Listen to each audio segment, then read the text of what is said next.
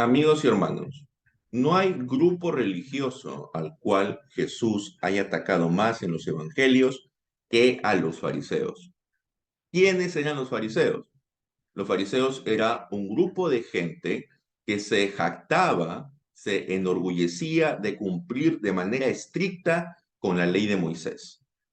Ahora, uno dirá, no hay nada de malo en eso. Y es cierto, no había nada de malo. El problema era que para que ellos pudieran cumplir estrictamente con la ley, ellos habían añadido muchas reglas de invención propia.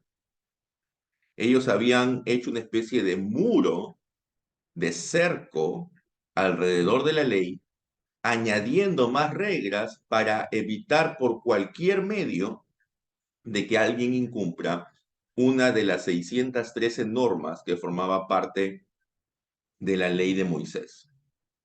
Pues bien, al añadir estas reglas, ellos estaban yendo por encima, ellos estaban yendo más allá de lo que Dios mismo había revelado. Y eso es lo que Jesús ataca una y otra vez a este grupo de fariseos. ¿Eso significa que ya no debemos cumplir la ley?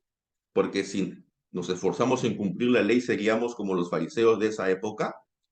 Es más, dentro del ambiente evangélico contemporáneo, muchas veces se llama fariseos a quienes buscan de alguna manera tener un orden bastante fijo en la adoración pública, que buscan guardar las formas y que tienen celo por la doctrina.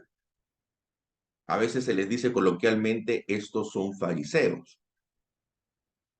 Pero, ¿cuál es el concepto del fariseo? El concepto del fariseo es aquel que agrega, añade cosas de invención propia, es decir, de invención humana, que no está en las escrituras, para, de esa manera, según su propia sabiduría, piensa de que está ayudando a salvaguardar la ley. Entonces, ¿quiénes serían fariseos en estos tiempos? Pues fariseos en estos tiempos sería todo aquel que busca guardar la ley añadiendo cosas de invención humana. Esos serían los fariseos de estos tiempos. Cualquier regla, ustedes eh, imaginen cualquier regla humana. Eso serían los fariseos de estos tiempos modernos. No serían aquellos que les gusta guardar la ley. Ahora, cuando hablamos de guardar la ley en esta época, ¿a qué ley nos referimos? Hay que tener cuidado también en eso, porque de repente algunos dirían, bueno, guardar la ley sería guardar las 613 normas. El autor de la carta a los hebreos es claro de que todas las normas ceremoniales ya han pasado, todas las normas cúlticas han pasado. Ese pacto está obsoleto y pronto a desaparecer. El sacrificio último y perfecto es Cristo. Por lo tanto, todas las normas sobre ofrendas, sobre sacrificios, sobre rituales, sobre el templo, sobre los sacerdotes, todo eso ya fue. Y eso formaba una buena parte de las 613 normas. ¿Cuáles son otras normas que ya fueron? Pues bien, son las normas que incluían penas cuando se violaba una ley. Por ejemplo, los hijos que eran desobedientes, los adúlteros, ellos tenían una pena, que eran morir apedreados. Bueno, esa pena ya también quedó anulada, porque esas penas eran para el Estado de Israel, para el cuerpo político de Israel, del Israel antiguo, por cierto, que murió en el año 70. Entonces, todo eso también ya fue. Entonces, ¿qué es lo que queda? ¿Queda algo? Por supuesto que sí. Queda lo que se conoce como la ley moral, es decir, que recoge los principios eternos que forman parte de la voluntad de Dios revelada en las Sagradas Escrituras. ¿Y dónde se encuentra esta ley moral? Pues esta ley moral se encuentra condensada en lo que se conoce como el Decálogo o los 10 mandamientos.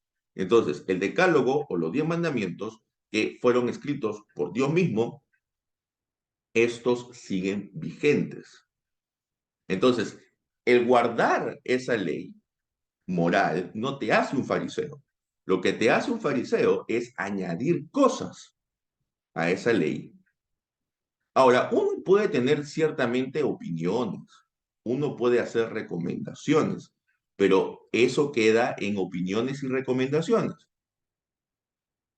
Pero solamente en cuanto a la ley moral, uno sí está obligado, está vinculado a obedecerla.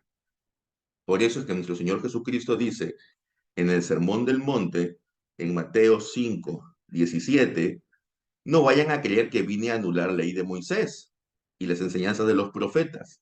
Al contrario, vine a cumplirlas. ¿A qué ley se está refiriendo nuestro Señor Jesucristo? A la parte de la ley que conocemos como la ley moral. Entonces, conocer la ley moral no te hace un fariseo, sino por el contrario, te protege contra los fariseísmos, porque tú sabes qué cosas cumplir y qué cosas son opcionales. Por ejemplo, pongamos el cuarto mandamiento en vitrina. ¿Cuál es el cuarto mandamiento? Ah, santificar el día de reposo. ¿Cuál es el día de reposo? Bueno, algunos dirían que sigue siendo el sábado, pero nosotros los cristianos, en su gran mayoría, entendemos que el día de reposo o el día del Señor, desde el momento de la resurrección de nuestro Señor, es el día domingo. Pues bien, si el cuarto mandamiento sigue vigente, ¿qué significa? Que nosotros debemos adorar a Dios, ¿qué día?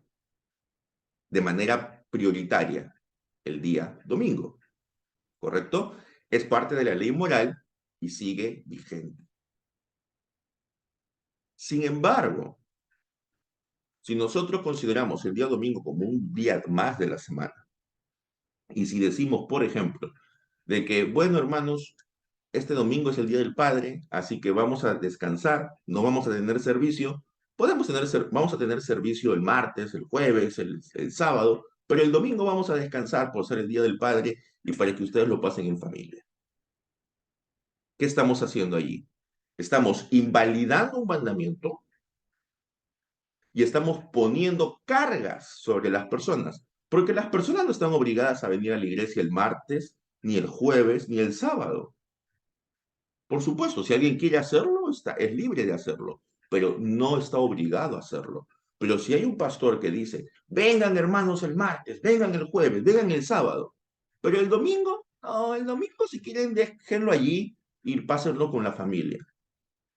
Están invalidando el cuarto mandamiento para añadir mandamientos humanos. Están poniendo cargas sobre las personas, cargas que a veces ni ellos mismos quisieran cumplir. Entonces, fariseísmo es poner cargas encima de lo que no está regulado en las escrituras. Habrá una segunda parte en cuanto a lo que sí está regulado y lo que no está regulado en las Sagradas Escrituras. Por favor, suscríbanse a este canal, denle like a este video si les ha gustado y si no les ha gustado también dejen su comentario para saber por qué no les ha gustado. Nos vemos en un próximo video. Que el Señor les bendiga ricamente. Amén.